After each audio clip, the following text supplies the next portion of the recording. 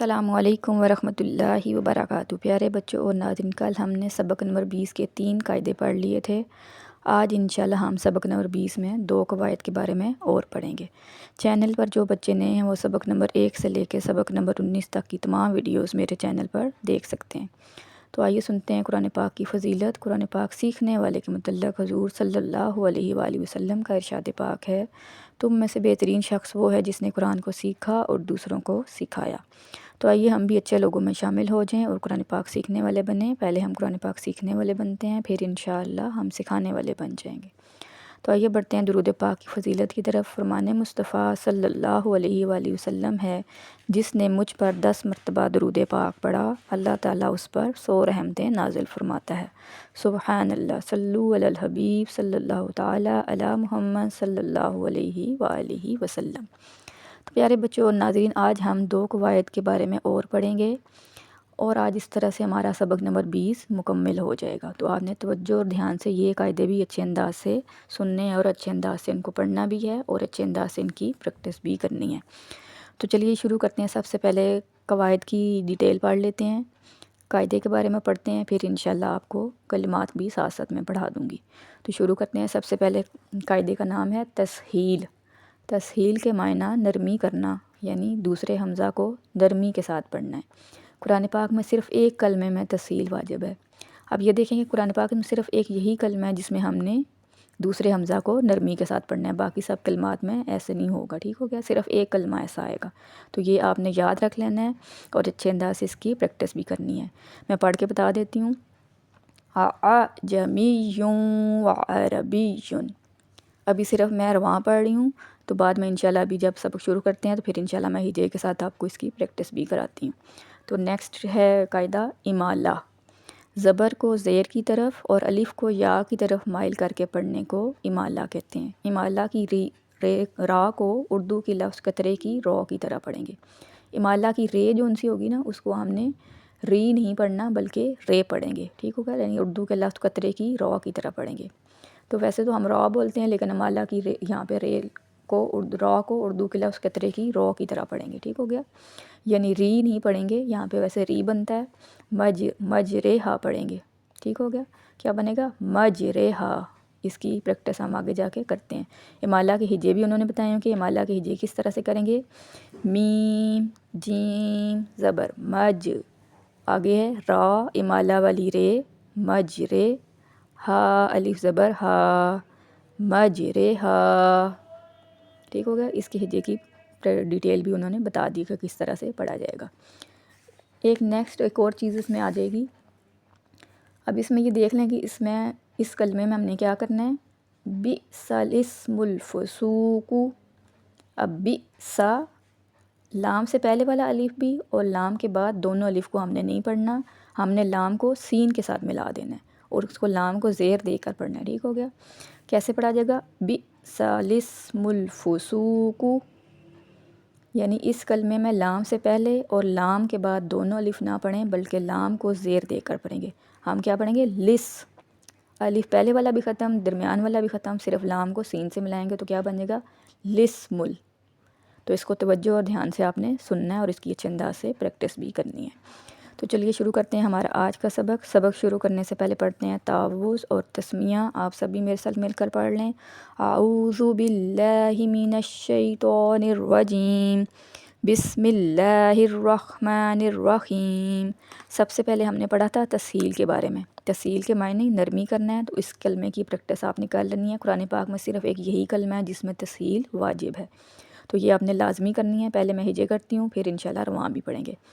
حمزہ زبر آ، حمزہ عین زبر آ، آ، جیم زبر جا، آ جا، میم یا زیر می، اعجمی، یا واو دو پیش یوں، اعجمی یوں، واو زبر وا، اعجمی یوں و، عین زبر آ، را زبر را، وعرا، با یا زیر بی، یا دو پیش یون، عربی یون۔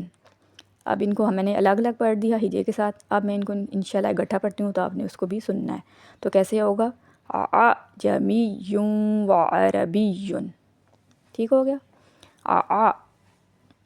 موٹا نہیں کرنا، آئین کی آواز الگ نہیں، کیونکہ اس حمزہ کو ہم نے دوسرے حمزہ کو ہم نے نرمی کے ساتھ پڑھنا ہے. أعجمي وعربي. ٹھیک ہو گیا. تو یہ کس میں آیا ہے؟ پارہ 24 میں. ہا میم السجدہ سورت کا نام ہے، اور 44 نمبر آیات میں یہ کلمہ آیا ہے.